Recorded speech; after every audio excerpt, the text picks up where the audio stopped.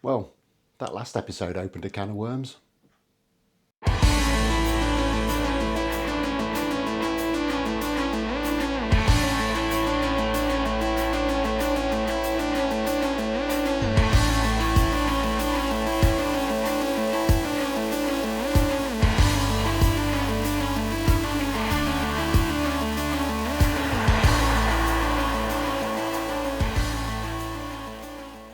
So we got a lot of feedback from the last episode where I very nearly had a disaster and had the router run away with me and cause a little bit of damage to the top of the guitar, but luckily nothing that we can't work around. Most of that feedback was around safety issues, and I think I did cover at the time that I possibly wasn't as on top of my game as I might have been as relates to the health and safety aspects of using the router in that situation, and I will hold my hands up to that. But there were a few kind of asking what went wrong and how I would be able to not find myself in that position again. So there's a few things that I could suggest. First off, I think it's important to acknowledge that I was actually quite lucky in that situation that I'm left-handed, because if you look back at the footage, I was actually holding the guitar with my right hand, holding the router with my left, and the rotation of the router cutter and the torque from the router actually pulled it up and away from my right hand. So it made a bit of a mess of the template, but as you can see, that's where the damage was caused to the top. It kind of took it away from me. So in that regards, luckily I was left-handed. If I was right-handed, doesn't even bear thinking about. So how would we stop that from happening? Well, I think the first thing we'd need to acknowledge was I was trying to do that one-handed, and I was holding the workpiece with one hand and trying to route with the other. The obvious solution there is that even though this is an awkward shaped guitar body because of the arches on the top and the back, I should have had this clamped really firmly to the bench, which would have left both hands on the router, which A, means it probably wouldn't have got away from me, and B, if it had, both of my hands would be on the router and therefore really difficult for that cutter to come into contact with them. So that's the first thing, work holding, get it secured to the bench. The second was, as you can see, this top is about 6mm thick where we cut it, plus we're cutting into the bracing, and that's probably gone in 1mm, 2mm into that bracing. I was trying to take that all out in one pass from a little hole that I drilled in the middle. Perhaps what I should have done is just remove as much material as possible with a Forstner bit, so I'm only trimming around the edge. Or what I eventually did in this pocket was I actually went down through it in 3 stages, taking about 2mm at a time, and that actually worked a lot better. The router was much more controllable in that scenario, and I think that is the key. Get it nice and steady, get it firmly held so you're not having to hold the workpiece yourself, and then just take out small controllable amounts of material, 2 or 3mm at a time, until you go through. And then hopefully you won't have a problem. Anyway, enough of that. We'll get back to the actual build and have a look and see what we're going to do in this episode. And it mainly involves getting this neck assembled, because this neck is currently in 3 parts. We've got this neck extension that's going to go on there,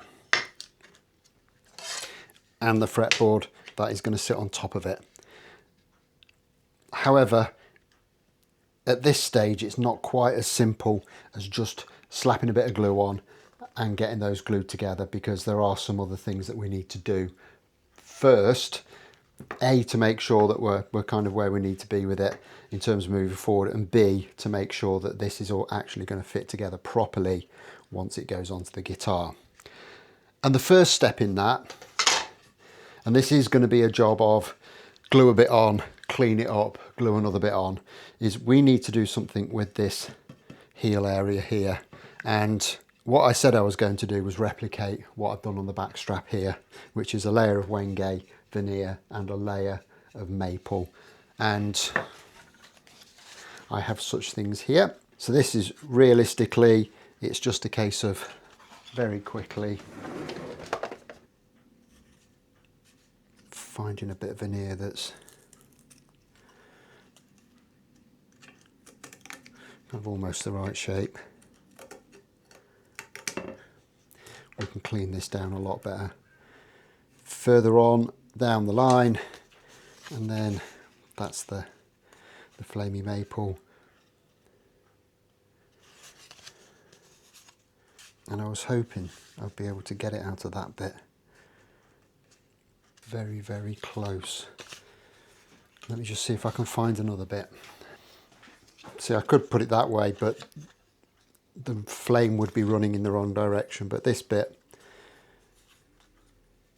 I think that's fine.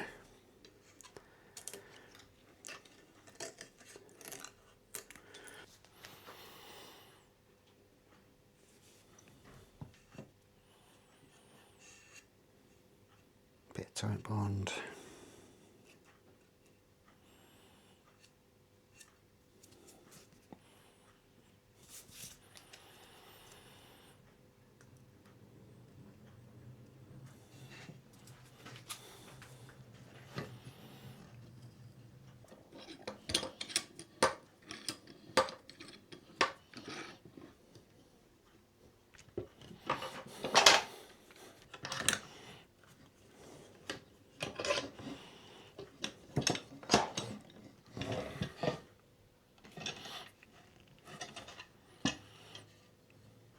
Right, so we need to leave that for a little while for that glue to dry up, and we can come back and do the next bit.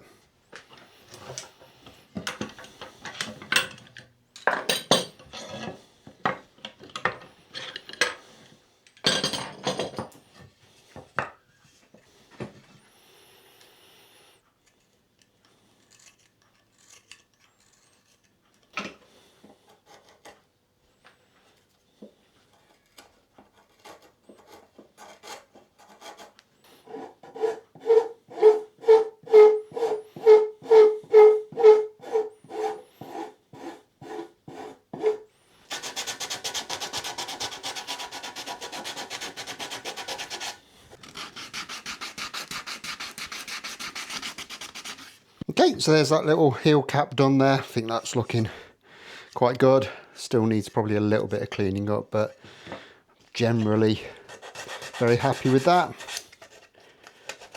So next up is we need to start looking at getting this neck extension bit put on. I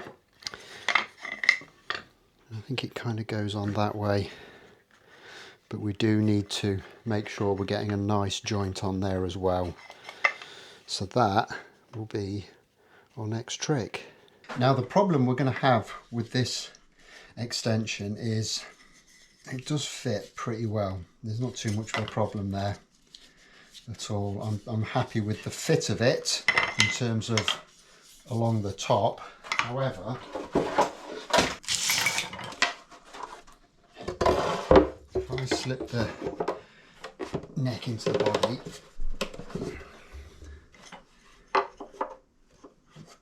there's too much of a profile on this body in this area for this to sit in nicely. Sure, if we get a straight edge,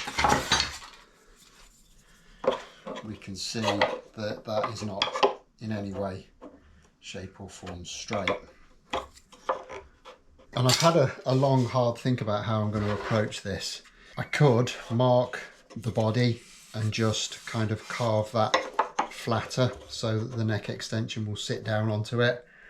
Don't like the idea of that, so I'm going to relieve the material from the underneath here, but I think it's just going to be a bit of a faff. So what I'm going to do is I'm literally just going to glue this in position onto the neck. I'm going to get it a good nice fit so it's nice and flat everywhere, glue it on, and then I can relieve the material from the underneath.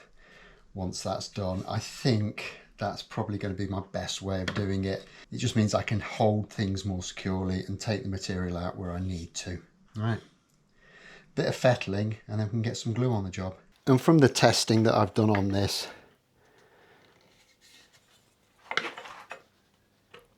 if anything, it's a little bit on the high side on the end. Maybe it's just in a little bit of twist because that end's not too bad, but it's really difficult to kind of ascertain anything. when it's in this condition. So I'm going to glue it on, and then if it is kind of a little bit out of plane, we can just kind of straighten that out after the fact. So again, dob of glue on. I'll disappear for a little while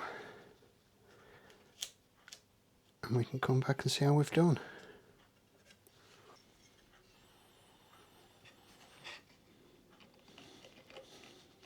I think clamping this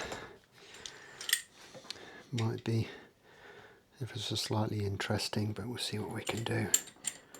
As long as it's in position and clamped down, I'm sure it'll be fine. Okay, so that seems to be in position and everything looks to be good. It's getting quite late in the evening now, so I'm going to leave this overnight, come back to it in the morning, then we can crack on from there. Okay, so next morning, and this has had plenty of time for the glue to dry. It looks to have gone on quite nicely. There is always going to be a join there. There is absolutely nothing you can do about that except to make it as small as possible, and I think that side's really good. Happy with that. That side's a little bit bigger, but I don't think it's anything we need to worry about. Now you might feel that now is the appropriate time to stick this fingerboard on, and in an ideal world it probably would be.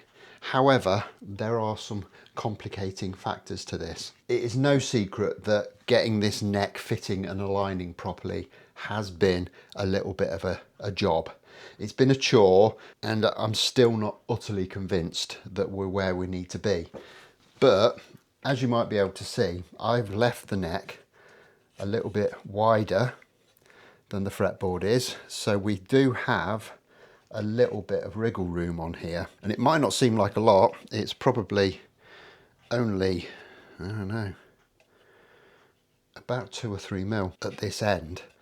But in the grand scheme of things, the ability to just tweak this a millimetre or so either way is actually a really big thing, because that will help with my alignment.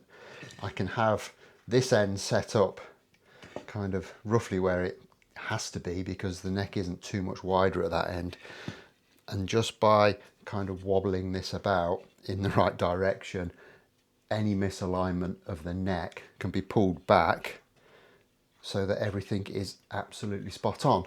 But to do that, I need to have the neck fitted in the body in the position it's going to glue in. And if we bring the body back onto the bench, we have gone from having something that was fitting absolutely brilliantly not too long ago to having something that fits a little bit like a brick in a top hat. So obviously this extension is now fouling on the body, which means the neck can't go all the way in, which in turn stops us having any chance of aligning this properly. So my next trick is going to be just trying to get this to sit in. It's not actually that far out. It's a lot closer than I thought it was going to be, if I'm going to be honest. I thought this was going to be miles off, but looking at that, we're probably only about, looking there, we're probably only about 1.5 millimetres. So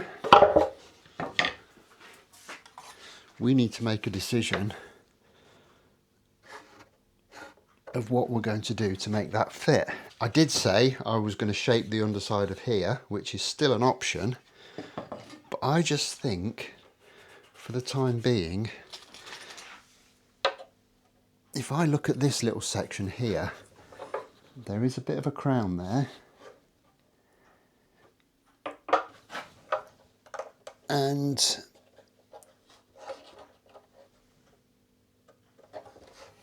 it does rise up ever so slightly there. I'm just going to see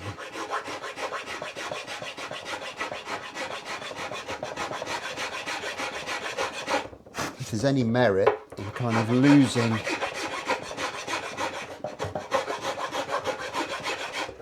some of that material there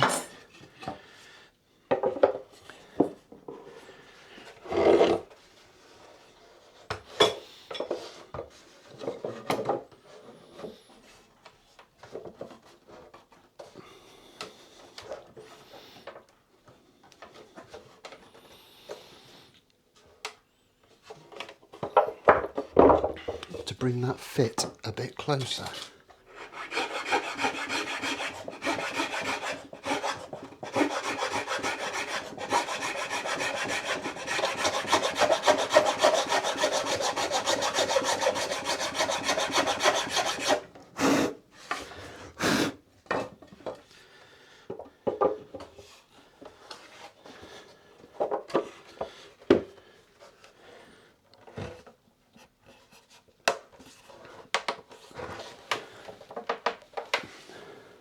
You can actually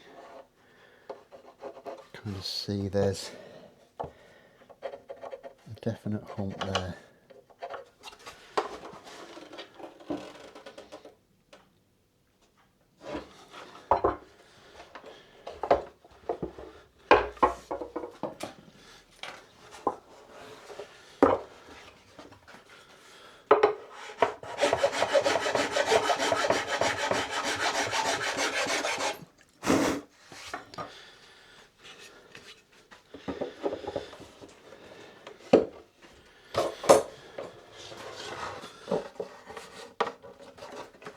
And that is getting better every time I take a bit of material out. So I'm going to continue just working my way through this.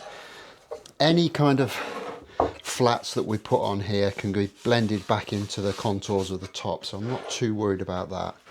So I'm going to just crack on.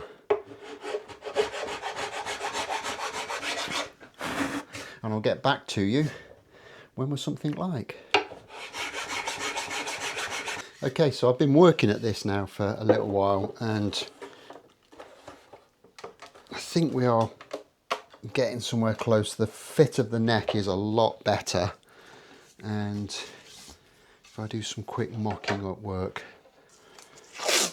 I'll just take this in kind of roughly in position.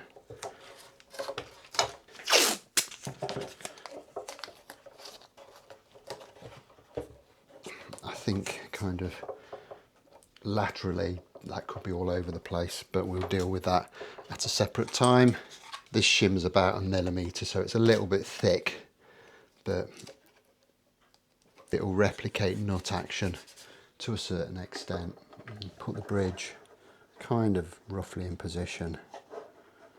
I'll just check that with a straight edge. Now this bridge is bottomed as far down as it can go, and that is what I want to be seeing. With the bridge right at the bottom, the straight edge is almost touching the frets, which means at its lowest possible point we have got way too low of an action. That is really, really good to see. That means we are somewhere near where we need to be. So I do think there's a little bit more work to do there. Just take a bit more material out around here just to get everything sat down absolutely spot on. But I think that's something I can be doing off camera. I'm kind of running out of time at the moment, so I'm going to leave this one here. I'll be back in a couple of days' time when we can look at getting this fretboard fitted. We need to obviously trim this down. We need to clean the neck up. So there's still a little bit of work to do before we can complete the neck. And then I don't really see what there is left to do that's going to stop us moving on to the finishing process. Anywho, back in a couple of days' time. Until then, don't forget to hit the like button if you've enjoyed this. Subscribe if you haven't already done so. And I'll look forward to seeing you then. Thanks a lot for watching. Bye-bye.